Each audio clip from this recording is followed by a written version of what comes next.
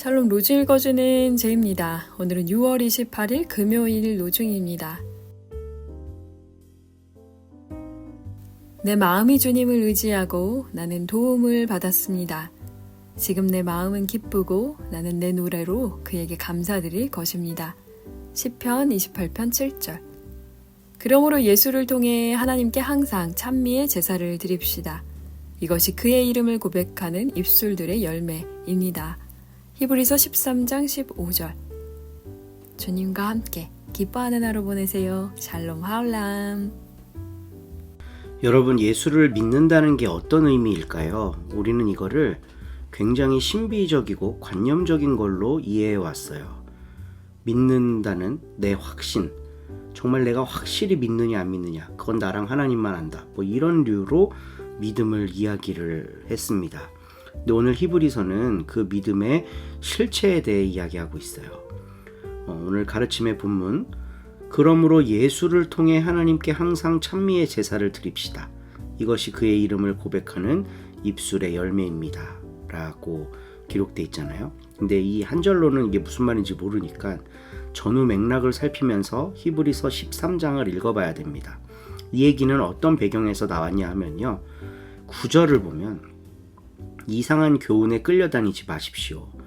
음식 규정을 지키는 것으로 마음이 튼튼해지는 것이 아니라 은혜로 튼튼해지는 것이 좋습니다. 음식 규정에 매여서 사는 사람들은 유익을 얻지 못했습니다. 그러니까 지금 하나님의 친백성이라고 여겨지는 유대 민족들은요, 규정을 잘 지켜서 하나님께로 나아갈 수 있다고 믿었어요. 그게 그들의 제사 방식이었습니다. 그러니까 그렇게 해야만 우리가 정결한 삶을 유지할 수 있다고 하는 그 믿음, 이게 믿음의 실체인 거예요. 그러면 예수를 믿는 믿음의 실체는 뭐냐? 그런 거 안 해도 하나님이 나를 사랑한다고 믿는 거, 이게 예수를 믿는 믿음의 실체입니다. 그러니까 예수 믿어서 내가 복받고 범사가 잘 되고 영혼이 잘 되고 축복받고, 그 믿음이라는 게 뭔지는 몰라. 근데 어쨌든 믿음은 좋대. 그래서 나는 관념적으로, 이성적으로 그 믿음이라는 걸 받아들여. 이게 아니라요, 나를 얽매고 있는 모든 종교적인 혹은 사회적인 구속들, 그것들로부터 자유로워지는 게 예수를 믿는 겁니다. 이 믿음 안에서 승리하는 우리 서로 공동체가 되기를 간절히 바라봅니다. 한 주간도 고생하셨습니다. 주일날 뵙겠습니다. 5장. 노인에게는 나무라지 말고 오히려 아버지를 대하듯이 좋은 말로 충고해 드리시오. 젊은이에게는 형제에게 하듯이, 나이 많은 여자들에게는 어머니에게 하듯이, 젊은 여자들에게는 자매에게 하듯이 오로지 순결한 마음을 가지고 충고하시오. 의지할 데 없는 가부들을 돌봐주시오. 젊은 가부에게 자녀나 손자녀가 있다면 그들로 하여금 먼저 자기 가족에게 종교적 의무를 다하는 일과 어버이의 은혜에 보답하는 길을 배우게 하시오. 이것이 하느님을 기쁘게 해드리는 일입니다. 아무도 돌보는 이 없는 애로운 가부는 오로지 하느님께 희망을 두고 밤이고 낮이고 끊임없이 간구하며 기도합니다. 그러나 향락에 빠진 가부는 살아있다 해도 죽은 것이나 다름없습니다. 그러므로 이런 일들을 가부에게 잘 타일러서 아무에게도 비난을 받지 않는 사람이 되게 하시오. 만일 어떤 사람이 자기 친척, 특히 자기 가족을 돌보지 않는다면 그는 벌써 믿음을 버린 사람이고 비신자보다도 못한 사람입니다. 60세 이상의 가부로서 한 번밖에 결혼하지 않았던 여자는 교회의 가부 명단에 따로 올리도록 하시오.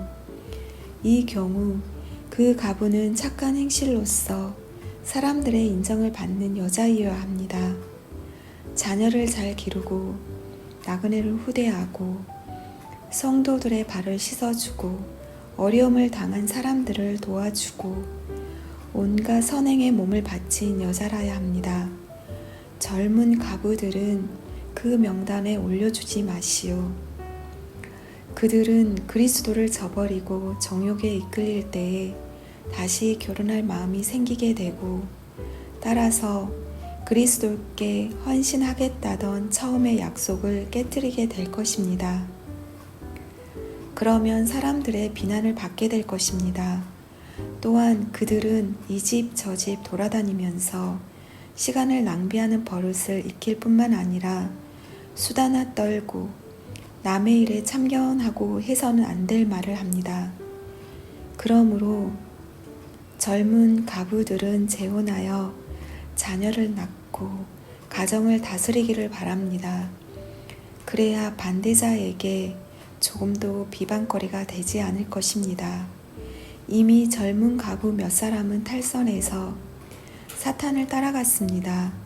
만일 어떤 여신도의 집안에 가부들이 있거든 그 가부들을 도와주어 교회의 짐을 지우지 마시오. 그래야 교회가 의지할 데 없는 가부들을 도울 수 있을 것입니다. 남을 잘 지도하는 원로들은 갑절의 대우를 받아야 합니다. 특히 말씀을 전하고 가르치는 일에 수고하는 사람들을 존경하시오. 성서에 타작 마당에서 일하는 소에게 망을 씌우지 마라. 또 일꾼이 품삯을 받는 것은 당연한 일이다 하지 않았습니까? 2사람이나 3사람의 증인이 없이는 원로에 대한 고발을 들어주지 마시오. 죄를 짓는 사람들을 모든 사람 앞에서 징계하여 다른 사람들까지도 두려운 마음을 가지게 하시오. 나는 하느님과 그리스도 예수와 선택된 천사들 앞에서 그대에게 엄숙히 명령합니다. 그대는 편견이 없이 이 규칙들을 지키고 불공평한 처사를 하지 마시오.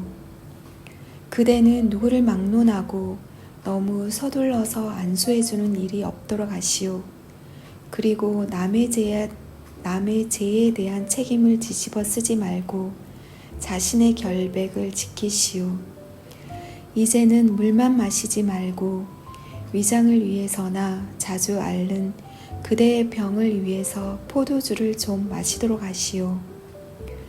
어떤 사람들의 죄는 명백해서 재판을 받기 전에 먼저 드러나고 어떤 사람들의 죄는 나중에야 드러납니다.